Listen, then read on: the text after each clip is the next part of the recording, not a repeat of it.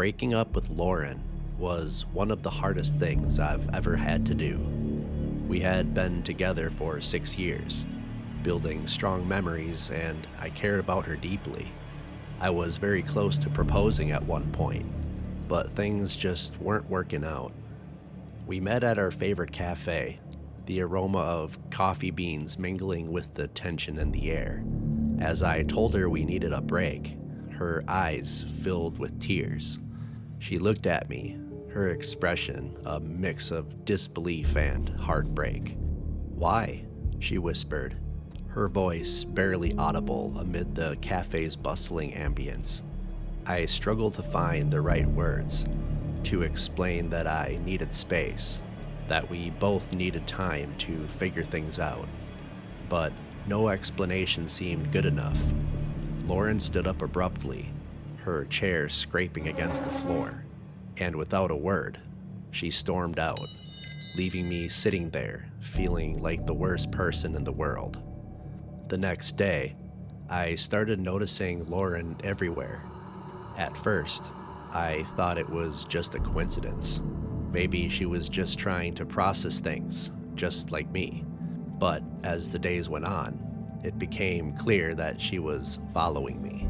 I would see her at places I frequented, always at a distance, always watching me. It was unnerving, to say the least. I tried to confront her, to ask her why she was following me, but she would always disappear before I could get close enough to talk to her. When I tried calling her, she answered but remained silent. Her breathing was heavy on the other end, causing a shudder to run through me.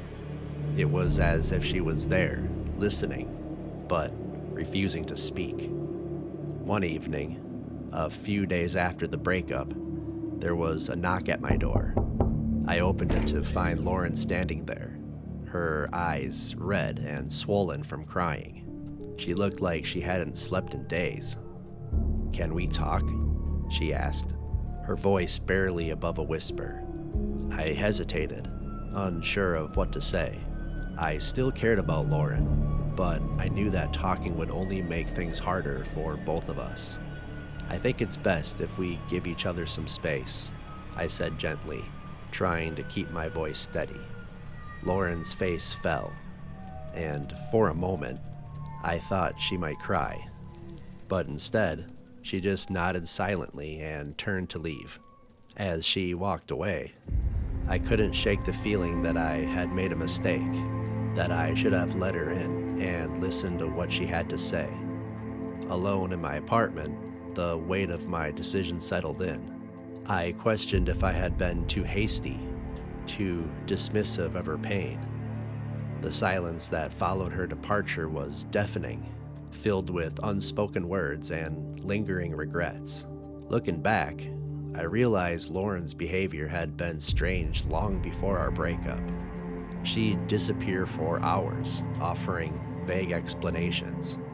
I would catch her staring at me when she thought I wasn't looking, her gaze intense and unwavering.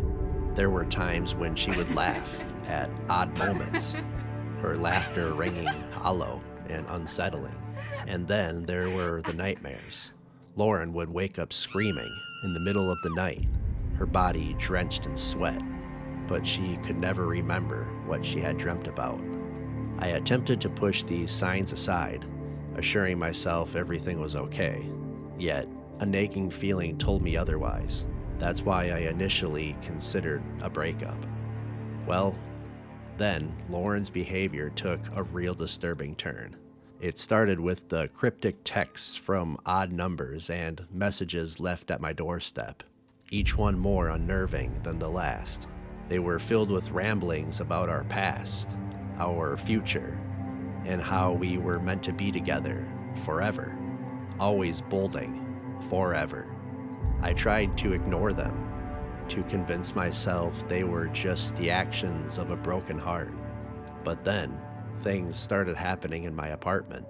I would find my belongings rearranged, as if someone had been there while I was away.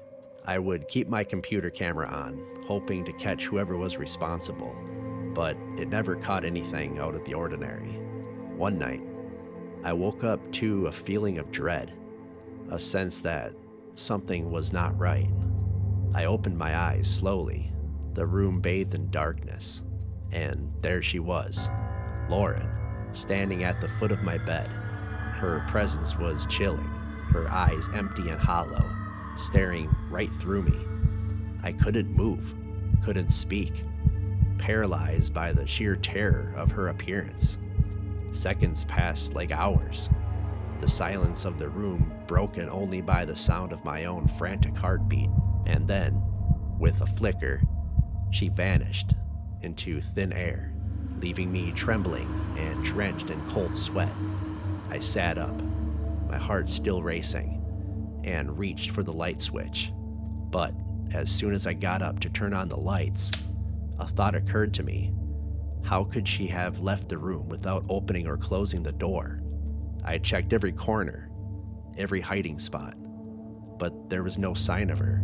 The room was empty, except for me, alone in the darkness with the lingering sense of her presence. Several days passed after the night I saw Lauren in my room. I tried to move on, but the fear and confusion lingered. I hadn't heard from her since that night, and a part of me was worried about her well-being. One evening, I decided to check on her. I still had a key to her apartment, so I drove over. As I approached her door, an overwhelming sense of dread washed over me. I unlocked the door and was immediately hit by a putrid smell. It was so strong that I had to cover my nose and mouth with my shirt. I hesitated but pushed forward, calling out her name. The apartment was dark, and as I moved deeper inside, the smell grew worse. I reached her bedroom and pushed the door open. The sight that greeted me was something out of a nightmare. Lauren's lifeless body was sprawled out on the floor, her clothes and skin stained with dried blood. She had been dead for days, maybe longer. The walls were covered with pictures of us, but in each one, her face was crossed out with thick red ink. The words "forever" were scrawled across the walls in what looked like blood. I stumbled back, the horror of the scene hitting me like a tidal wave. I fumbled for my phone, dialing 911 with shaking hands. As I waited for the police to arrive, I couldn't tear my eyes away from the gruesome scene. The police confirmed what I already knew. Lauren had been dead, but to my surprise, for at least 2 weeks. They found no signs of forced entry or struggle, ruling her death a suicide. But I knew the truth was far more complicated. In the days that followed, I couldn't shake the feeling that Lauren was still with me, watching me from the shadows. Every time I closed my eyes, I saw her empty gaze, felt her cold presence. It struck me with chilling clarity. The night that Lauren had visited me in my room, the last night I thought I saw her alive, she had already been long dead. Breaking up with Lauren was supposed to be a way for both of us to find peace, but instead, it unleashed a nightmare that would haunt me for the rest of my life. Every night, as I lie to sleep, I wonder if she's still there, standing at the foot of my bed, waiting for the right moment to appear again.